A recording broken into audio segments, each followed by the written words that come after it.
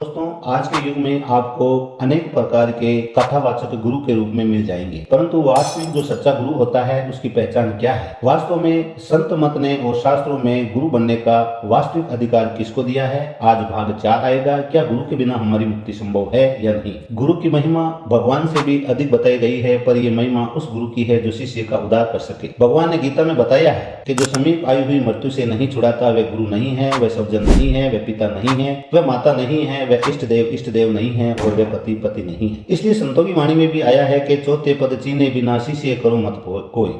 ये चौथा पद है क्या? तात्पर्य यह है कि जब तक अपने में शिष्य का उद्धार करने की ताकत ना आए तब तक कोई गुरु मत बनो। कारण कि गुरु तो बन जाए और फिर पीछे शिष्य का उद्धार ना कर सके तो गुरु को बड़ा दोष लगता है। हर ही शिष्य धन शोक न हरिही, सो गुरु गौर नरक में पड़ी। वह गौर नरक में इसलिए पड़ता है कि मनुष्य दूसरी जगह जाकर अपना कल्याण कर सकता था, पर उसको अपना शिष्य बनाकर एक जगह अटका दिया। उसको अपना कल्याण करने के लिए मनुष्य शरीर जरूर मिला था, पर उसमें अब बड़ी बांधा लग गई। जैसे एक घर के भीतर एक कुत्ता आ गया तो घर के मालिक ने दरवाजा बंद कर दिया। अब घर में खाने को कुछ ना था। अब उस कुत्ते को वहां तो कुछ खाने को मिलेगा नहीं और दूसरी जगह वो जाने में समर्थ है नहीं। यही दशा आजकल के चेलों की है। गुरुजी शिष्य का कल्याण तो कर नहीं सकते और दूसरी जगह जाने नहीं देते। वह कहीं और चला जाए तो उसको धमकाते हैं कि मेरा चेला होकर दूसरों के पास जाता है। श्री करपात्री जी महाराज कहते थे कि जो गुरु अपना शिष्य तो बना लेता है पर उसका पीछे उद्धार नहीं करता, वे अगले जन्म में कुत्ता बनता है और शिष्य चिंचड़ बनकर उसका खून चूसते हैं। जिस प्रकार मंत्री का दोष राजा को और स्त्री का दोष पति को प्राप्त होता है, उसी प्रकार निश्चय ही शिष्य का पाप गुरु को प्राप्त होता है। जैसे स्त्री का दोष और पाप उसके स्वामी को प्राप्त होता है, वैसे ही शिष्य का अर्जित पाप गुरु को अवश्य ही प्राप्त होता है। इसमें किसी प्रकार का कोई संदेह नहीं है। एक संत के पूर्व जन्म की सच्ची घटना। पूर्व जन्म में वे एक राजा के मंत्री थे। उनको वैराग्य हो गया तो वे सब कुछ छोड़ के अच्छे एक विरक्त संत बन गए। उनके पास कई साधु आकर रहने लगे। राजा के मन में भी विचार आया कि मैं इस मंत्री महाराज को ही अपना गुरु बना लूं और भगवान का भजन करूं। वह जाकर उनके शिष्य बन गए और आगे चलकर जब गुरुजी पूर्व मंत्री का शरीर शांत हो गया तो उनकी जगह उस राजा को महंत बना दिया गया। महंत बनने के बाद राजा भोग भोगने में लग गया, क्योंकि भोग भोगने की पुरानी आदत। परिणाम स्वरूप वे राजा मरने के बाद नरकों में गया। गुरुजी पूर्व मंत्री ऊंचे लोगों में गए। नरकों को भोगने के बाद जब उस राजा ने पूर्व जन्म लिया तब उसके साथ गुरुजी को भी वापिस जन्म लेना पड़ा। फिर गुरुजी ने उनको भगवान में लगाया पर उनको शिष्य नहीं बनाया। सखा और मित्र के रूप में उन्हें स्वीकार किया। उम्र भर उन्होंने फिर किसी को अपना शिष्य नहीं बनाया। इस घटना से यह सिद्ध होता है कि अगर गुरु अपने शिष्य का उद्धार नहीं कर सके तो उसको शिष्य के उद्धार के लिए पुण्य संसार में आना ही पड़ता है। इसलिए गुरु उन्हीं को बनाना चाहिए जो शिष्य का उद्धार कर सके। आजकल के गुरु चेले को भगवान की तरफ नहीं लगाकर अपनी तरफ लगाते हैं। उनको भगवान का नहीं बनाकर अपना बनाते हैं। ये बड़ा भारी अपराध है। पाप और अपराध में फर्क होता है। भोगने से पाप नष्ट हो जाता है, पर जिसका अपराध किया है उसकी प्रसन्नता के बिना अपराध नष्ट नहीं होता। इसलिए अपराध पाप से भी ज्यादा भयंकर होता है। एक जीव परमात्मा की तरफ जाना चाहता है, उसको अपना चेला बना लिया, अब वह गुरु में अटक गया। अब वे भगवान की तरफ कैसे जाएगा? गुरु भगवान की तरफ जाने में रुकावट डालने वाला हो गया। गुरु तो वह है जो भगवान के सम्मुख कर दे, भगवान में श्रद्धा और विश्वास करा दे। श्री शरणानंद जी महाराज ने लिखा है कि जो उपदेष्टा गुरु भगवान में विश्वास की जगह पर अपने व्यक्तित्व का विश्वास दिलाता है और भगवान से संबंध के बदले अपने व्यक्तित्व से संबंध जोड़ने वाला होता है, वे घोर अनर्थ करते हैं। भक्ति में श्रद्धा विश्वास करने की अपेक्षा भगवान में श्रद्धा और विश्वास करने से ज्यादा लाभ हो, जल्दी लाभ होगा और विशेष लाभ हो। इसलिए जो गुरु अपने में विश्वास कराता है,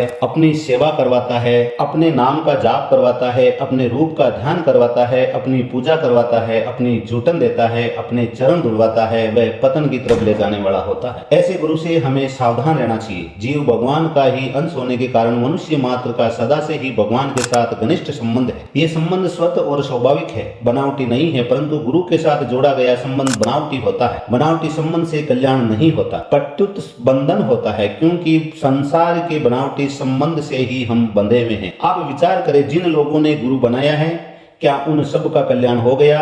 क्या उनको तत्व ज्ञान हो गया? भगवान की प्राप्ति हो गई? जीव मुक्त हो गए? किसी को हो गया हो तो बड़े आनंद की बात है, पर हमें विश्वास नहीं होता। एक तो वे लोग हैं जिन्होंने गुरु बनाया है और दूसरे वे लोग हैं जिन्होंने गुरु नहीं बनाया, पर वे सत्संग जरूर करते हैं। उन दोनों में आपको क्या फर्क दिखता है? विचार करें कि गुरु बनाने से ज्यादा लाभ होता है अथवा सत्संग करने से ज्यादा लाभ होता है। गुरुजी हमारा कल्याण कर देंगे, ऐसा भाव होने से अपने साधन में ढिलाई आ जाती है। इसलिए गुरु बनाने वालों में जितने राग और देश पाए जाते हैं उतना सत्संग करने वालों में नहीं पाया जाता। किसी को अच्छा संग मिल भी जाए तो वह किसी के साथ में लड़ाई झगड़ा मारपीट नहीं करता, पर अपने को किसी गुरु का चेला मानने वाले दूसरे गुरु के चेलों के साथ मारपीट भी कर देते हैं। गुरु बनाने वालों में कोई विशेष परिवर्तन नहीं दिखता, केवल एक वहम पड़ जाता है कि हमने गुरु धारण कर लिया, हमने गुरु बना लिया, इसके सिवाय और कुछ नहीं होता। इसलिए गुरु बनाने से मुक्ति हो जाती है, ये नियम नहीं है। गुरु बनाना और गुरु बनना ये बड़ी जोखिम की बात है, कोई खेल तमाशा नहीं है। कोई आदमी कपड़े की दुकान पे जाए और दुकान वाले से कहे कि मुझको अमुक कपड़ा चाहिए, दुकानदार उससे कपड़े का मूल्य तो ले लेगा, पर कपड़ा नहीं दे तो क्या ये उचित है? अगर कपड़ा नहीं दे सकते तो वो उन्होंने मूल्य क्यों लिया, और अगर मूल्य ले लिया तो कपड़ा क्यों नहीं दिया? ऐसे ही शिष्य तो बना ले, भेंट पूजा भी ले और उद्धार करे नहीं तो क्या ये उचित है? पहले चेला बन जाओ, उद्धार पीछे करेंगे। ये बिल्कुल कोरी कोरी ठगाई है। अपना पूजन करवा लिया, भेंट ले ली, चेला बना लिया और सव्य की प्राप्ति नहीं करवाई तो फिर आप गुरु क्यों बने? गुरु बने हो तो सव्य की प्राप्ति करवाओ, और नहीं करवाओ तो आपको गुरु बनने का कोई अधिकार नहीं है।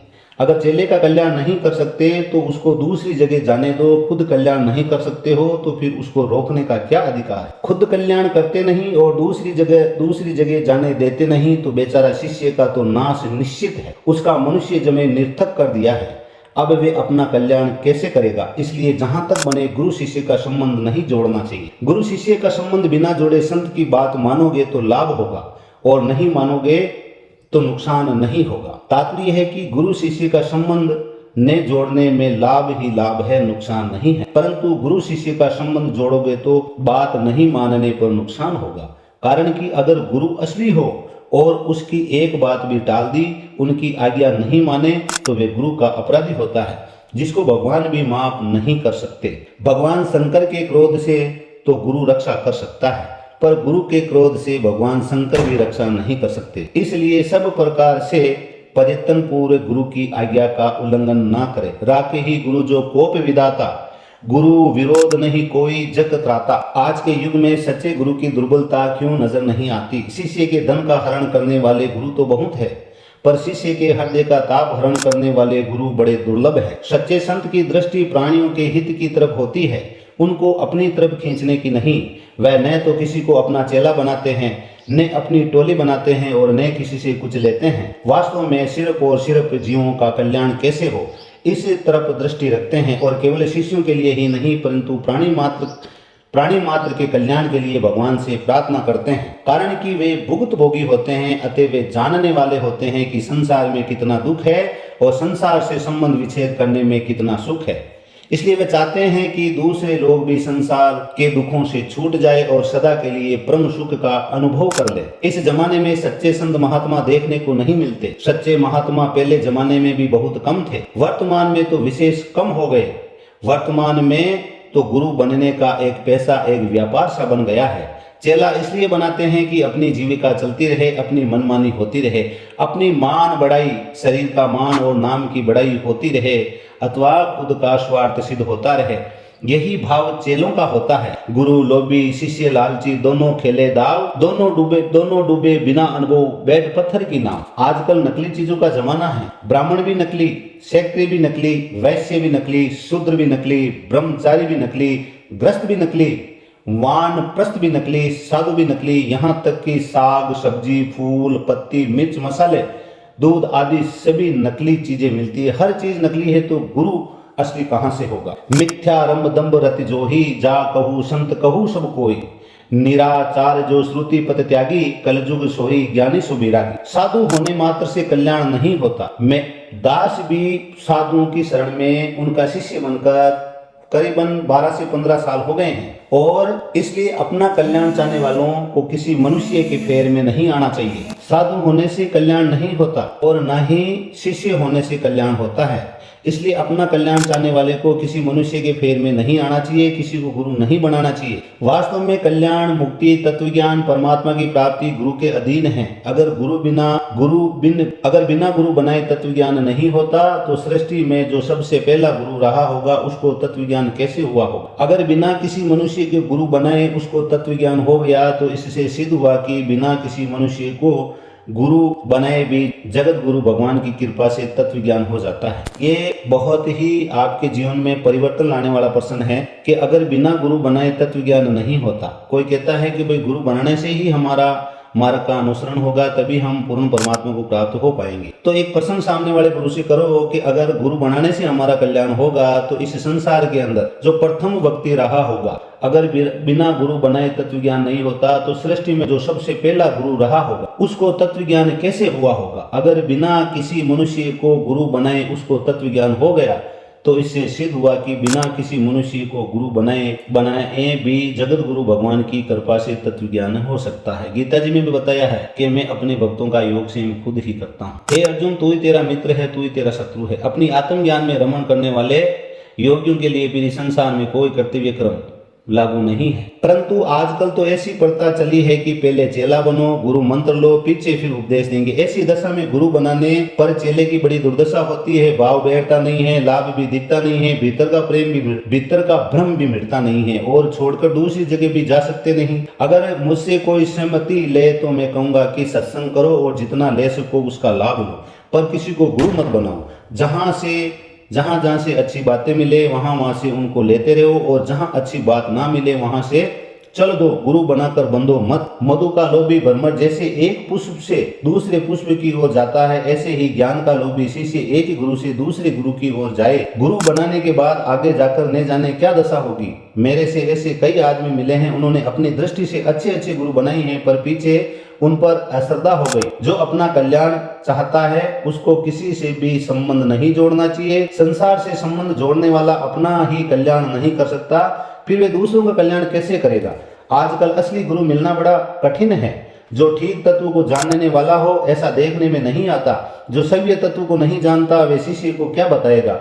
ठीक तत्व को जानने वाले गुरु पहले भी बहुत कम हुए हैं। पहले हो चुके संतों की पुस्तकें पढ़ते हैं तो उनमें भी हमें पूरा संतोष नहीं मिलता। सबसे बढ़कर संत वे होते हैं जिनमें मतभेद नहीं होता, अर्थात द्वैत, अद्वैत, द्वैताद्वैत, विशिष्टाद्वैत आदि किसी का मत का आग्रह नहीं होता। इसलिए साधक के लिए सबसे बढ़िया बात यह है कि वे सच्चे हृदय से भगवान में लग जाएं। किसी व्यक्ति को न पकड़कर परमात्मा को पकड़े।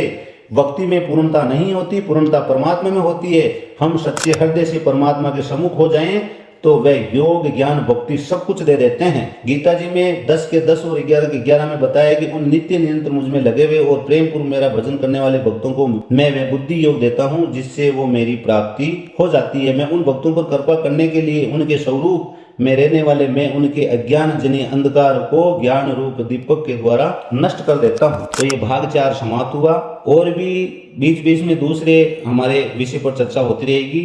और क्या गुरु बनाने से हमारा मोक्ष संभव है, जो गुरु का यथार्थ क्या है उसको हम कैसे समझें। तो इस पे हमारे अभी 2-4 विषय और आएंगे। उसके बाद में फिर हम यथार्थ ज्ञान की ओर प्रस्थान करेंगे। तो दास अपने शब्दों को यही विराम देता है। तब तक के लिए सभी को नमस्कार।